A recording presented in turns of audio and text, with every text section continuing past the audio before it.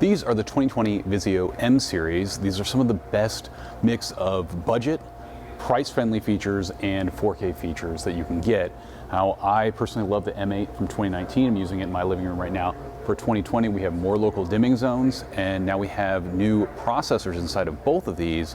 They're going to be able to take advantage of AMD FreeSync as well as variable refresh rate. So you're going to get a better gaming experience. They have an auto detect mode for gaming, so when you plug your Xbox One or your PS4 in, it's going to automatically switch to that low latency, low input lag, best gaming mode, and it's going to even know when you're gaming, playing that game, or when you switch over to Netflix or something like that. So the modes are going to automatically switch.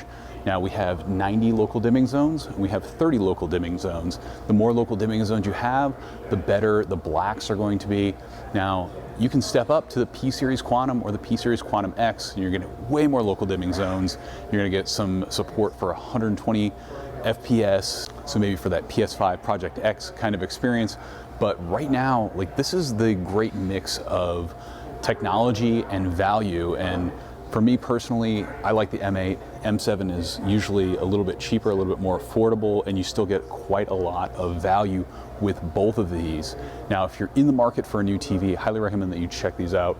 Hopefully we'll have a review up later this year of the M8 and a closer look at some of the P Series. Leave us a comment down below. Let us know what you're looking for in a TV in 2020.